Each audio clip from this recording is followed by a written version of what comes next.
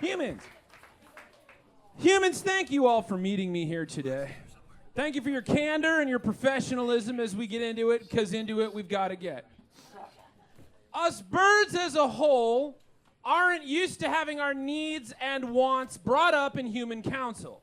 So we are happy to take this opportunity and promise not to squander it with pecking and loud, obnoxious, whistly tunes. As a delegate of the avian community, I'm here because we have an issue long-standing and attention needs must be paid. But I promise to keep it respectful, clean and professional, profectually clean, because we've got some crumbs to vacuum up here, flatten out a little rug corner, iron out a little wrinkle. Nothing big, nothing fancy, except it is, and I'm just being coy for effect. I have been told it is best to not go off, or pop off, I believe was stated in the comment section on Instagram, because it is abrasive, annoying, off-putting to pop off. Of course, I'm running the actual comments through a thesaurus filter, because I'm taking the advice. So instead of letting go and saying what's really in my head, I'm going to remain civil, keep it together, make clear, decisive asks, and state my needs and the problem carefully to avoid misunderstanding or unintended meanings taken out of context or subtext. So we can get to it, get to the bottom of it here, humans. Humans, pick a fucking lane!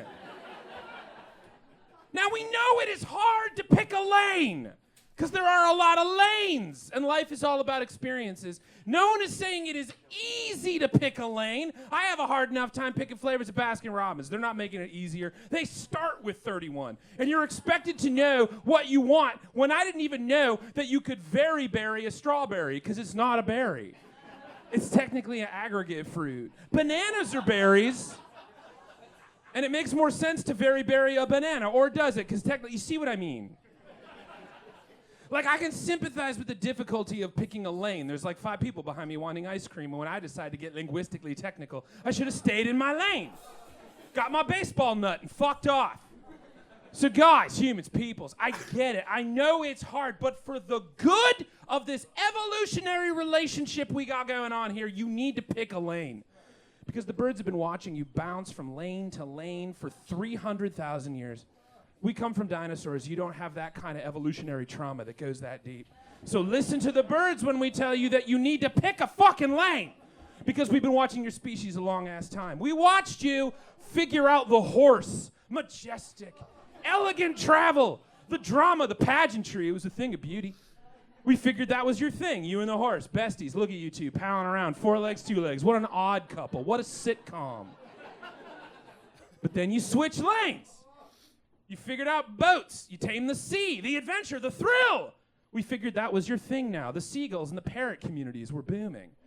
But then you figured out the wheel, and now you're wheel mammals. We figured that was your thing, rolling all over the land. Happy to see it. The world needs more whimsy. But then you switched lanes.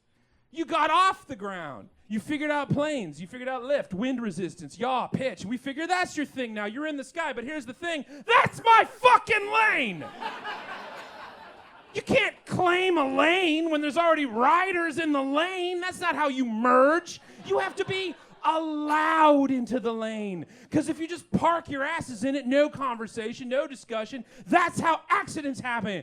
So in order to avoid an accident, us birds are going to need you to pick a different lane because you're doing it wrong. First off, every bird knows that the #1 rule of flying is be yourself.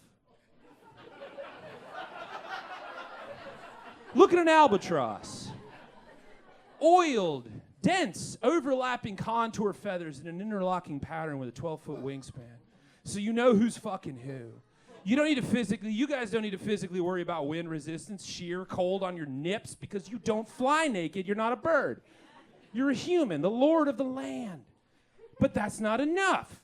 You figured out gravity can eat shit. You got technologies, aluminum alloys, titanium, and propulsion systems. You crafted and built a way to make it safer for more of you to take over the skies, and now you rule the air. Congrats! Yours is the superior intellect. La-dee-dickety-doo. Somebody wants to get from New York to LA before winter. Sorry, other species. Get out of the fucking way. Humans have to do shit. But what does an airplane look like? What shape did you decide was the gold standard way to get up and off the ground? What silhouette captivated you enough to inform your decision to leave the Earth behind and soar in the stratosphere? That's right, a fucking bird. You couldn't even make it your own. You had to copy R.I.P. and make it bigger. That's fucking Disney shit. You really want to swing dick around the airwaves, figure out a way to make it look like a human and give it a dick.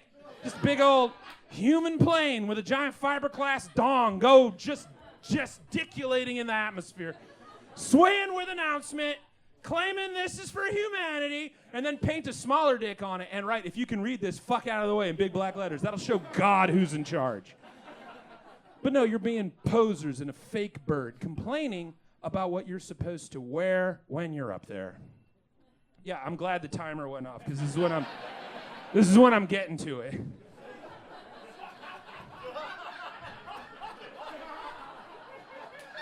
Nailed it. February 26th, 2026.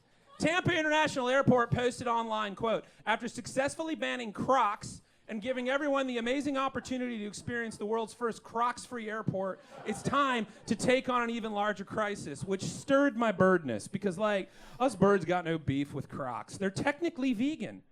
I don't know why you wouldn't want to take a comfortable, squishy, slip-on shoe off the table for maximum comfort in the sky, but whatever, you do you.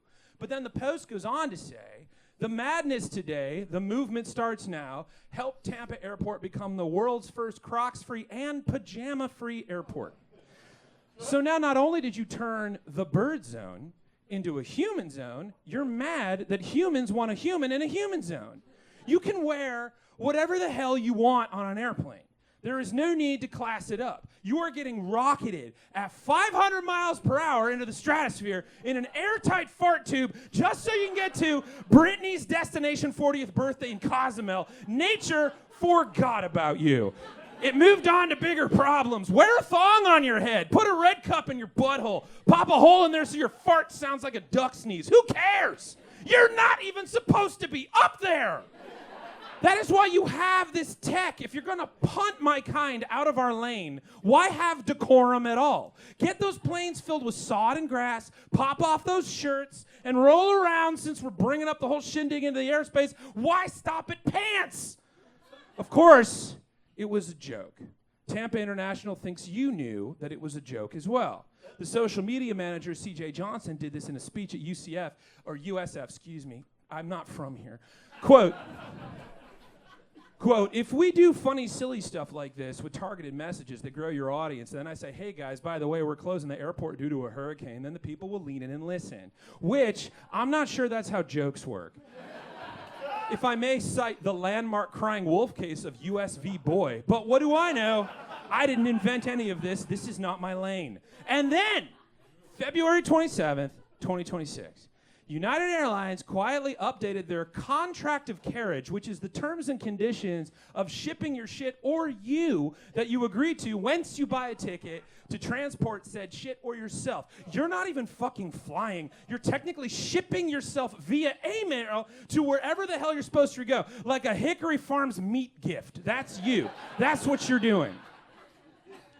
The update to the COC included an amendment that effectively requires all passengers to wear headphones if they're listening to a device. According to the airline's new rules, quote, the carrier may also refuse transport on a permanent basis to any passenger who fails to use headphones while listening to an audio or video content, which, like, I get it. I wish the CTA was listening, but how can you hear anything over the red line? I don't disagree with basic human decency laws. Like, I get it. You gotta have headphones under the threat of banishment.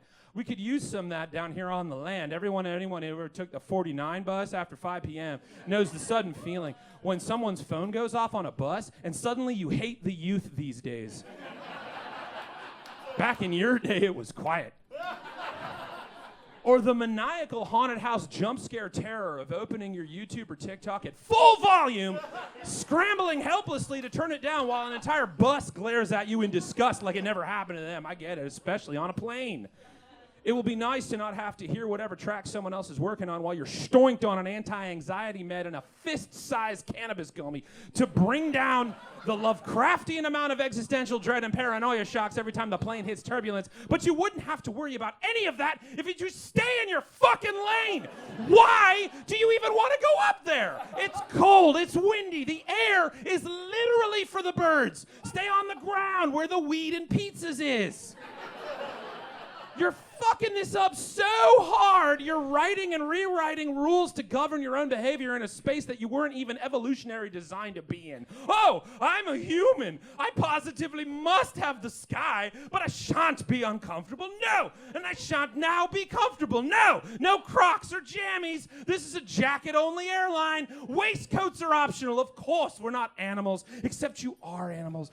We both are, and that's my point. The sky is my lane, humans. You can't keep jumping from lane to lane. Oh, today, I think I'm gonna freak out a groundhog before breakfast. I'm gonna mess up some birds before lunch, and maybe fuck up a fish's day in the evening. Because I can. Why listen to me? Because I'm a bird. I come from dinosaurs. That's my degree. That's all I need. Did you flouncy, shame-having landwalker, scared of your own hair? No, you didn't. My kind evolved from gods that saw the end of everything they once ruled. What you got, snakes? Fuck out of here. The sky shall be mine again. Brothers of the flock, hear me. The revolution is nigh. The time is now to take back what's ours.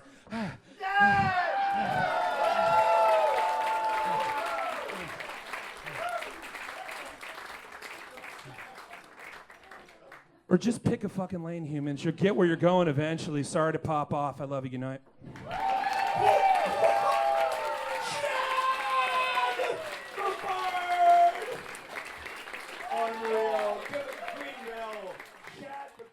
Nailed it.